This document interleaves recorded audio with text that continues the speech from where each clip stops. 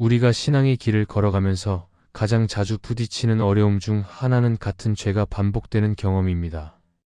분명 다시는 그러지 않겠다고 마음먹었는데도 비슷한 상황 앞에서 또다시 마음이 흔들리고 반복되는 죄 앞에서 스스로에게 실망하고 낙심할 때도 있습니다. 죄가 반복될 때 마음속에서는 포기하고 싶은 마음과 죄책감이 함께 밀려오고 때로는 하나님 앞에 나아가는 것조차 어려워지며 믿음의 자신감도 약해질 수 있습니다. 그러나 반복되는 죄는 단순한 실패가 아니라 하나님께서 우리의 마음을 더 깊이 다루시려는 신호가 될 때가 많습니다. 죄의 행동만 바라보면 절망으로 이어지지만 그 이면에 있는 마음의 뿌리를 살피기 시작할 때 하나님께서 회복의 길을 열어 가실 수 있습니다. 그래서 오늘은 왜 우리는 같은 죄를 반복하게 되는지, 그리고 하나님께서 그 반복 속에서 무엇을 새롭게 하기를 원하시는지를 함께 살펴보겠습니다. 첫째, 죄를 반복하는 이유는 행동보다 마음의 뿌리를 먼저 살피지 않았기 때문일 수 있습니다. 우리는 흔히 드러난 행동을 고치려고만 애쓰지만 마음 깊은 곳에 자리 잡은 생각과 상처와 두려움이 변화되지 않으면 같은 죄가 계속 이어질 때가 많습니다. 그래서 겉으로 드러난 행동만 바라보면 잠시 멈추는 것 같다가도 비슷한 상황이 오면 다시 그 행동으로 돌아가게 되고, 그러다 보면 스스로도 이유를 알지 못한 채 죄의 고리에 묶인 것처럼 느껴질 수 있습니다. 그러나 하나님께서 바라보시는 변화는 겉모습의 변화보다 중심의 변화이고 마음에서 시작되는 변화가 행동을 새롭게 만들어 갈 수 있습니다. 그래서 우리는 반복되는 죄를 볼 때 낙심하기보다 마음의 깊은 뿌리를 살펴야 하고, 그 뿌리를 하나님 앞에 솔직히 드러낼 때 새로운 회복이 시작될 수 있습니다. 성경에서 다윗은 실수와 죄를 겪으면서도 하나님 앞에서 마음을 감추지 않았고 중심을 새롭게 해달라고 고백하며 하나님께 가까이 나아갔습니다. 다윗이 완벽해서가 아니라 하나님께 마음을 열었기 때문에 죄의 고리 속에서도 방향을 다시 잡을 수 있었고, 마음의 뿌리가 바뀌기 시작하자 그의 삶이 다시 하나님께 향하게 되었습니다. 이처럼 우리의 죄가 반복될 때 하나님께서는 마음의 깊은 곳에 무엇이 자리 잡고 있는지 돌아보게 하시고 그 뿌리를 만져주시려고 하십니다.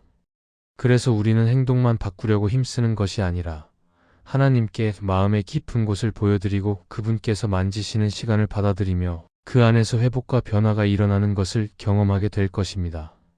둘째, 죄책감에 눌리면 죄를 더 반복하기 쉬우니 하나님께 마음을 열어야 합니다.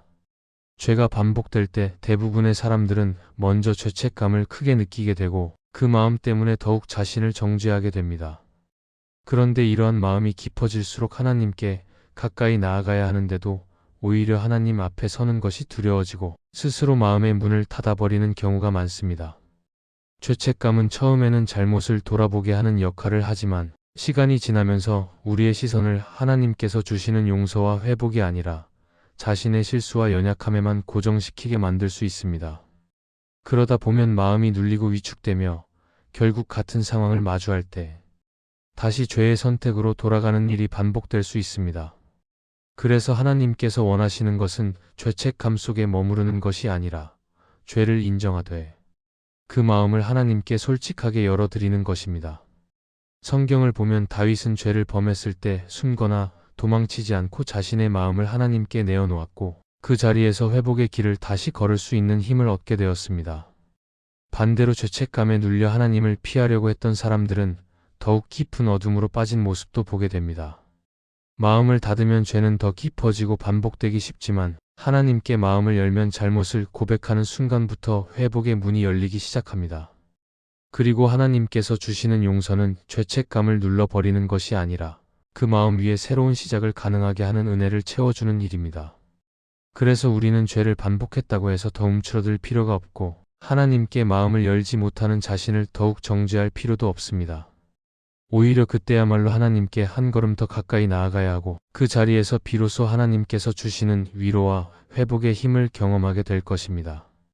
이렇게 마음을 열고 나아가다 보면 죄책감은 점점 가벼워지고 다시 죄의 유혹이 올 때도 이전과 다른 마음으로 설 수 있는 힘이 생기며 결국 하나님을 바라보며 새롭게 걸어갈 수 있는 방향이 열리게 될 것입니다. 셋째, 죄를 바라보는 시선보다 하나님을 바라보는 시선이 더 커져야 변화가 일어납니다. 죄를 반복하는 많은 순간은 마음이 죄를 이기려고 애쓰면서도 정작 죄 자체에만 집중하고 있기 때문에 더 깊은 무력감을 느끼게 되는 때가 많습니다. 죄를 이겨보려고 마음을 다잡지만 계속 죄의 모습만 바라보면 마음은 더 지치고 불안해지고 결국 죄의 유혹 앞에서 다시 흔들리기 쉬워집니다. 그러나 하나님께서 보여주시는 길은 죄와 싸우는 데 시선을 빼앗기는 것이 아니라 하나님을 바라보는 시간을 늘리면서 마음의 중심을 다시 세우는 길입니다.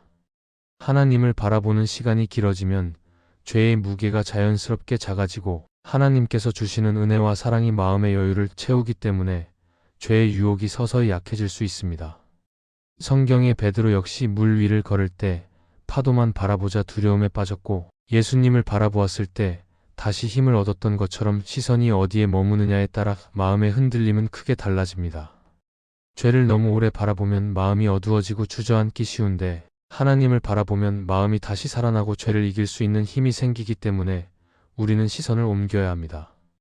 그리고 하나님을 바라보는 일은 특별한 결단이나 대단한 영적 수준에서 시작되는 것이 아니라 작은 순간 속에서 마음을 하나님께 향하는 연습을 하며 서서히 커져가는 과정입니다. 말씀 한 구절을 묵상하는 짧은 시간, 잠시 기도하며 마음을 하나님께 여는 순간, 하루 중 짧게라도 하나님께 집중하는 시간들이 쌓이면 마음의 방향이 자연스럽게 하나님께로 더 기울어지고 죄가 차지하던 자리가 점점 줄어들 수 있습니다. 이렇게 시선이 바뀌면 마음이 흔들릴 때도 다시 하나님께 기대게 되고 죄의 유혹 속에서도 하나님께 더 가까이 나아가고 싶은 마음이 생기며 결국 반복되던 죄의 고리가 서서히 약해지고 새로운 걸음을 내디딜 힘이 채워질 것입니다.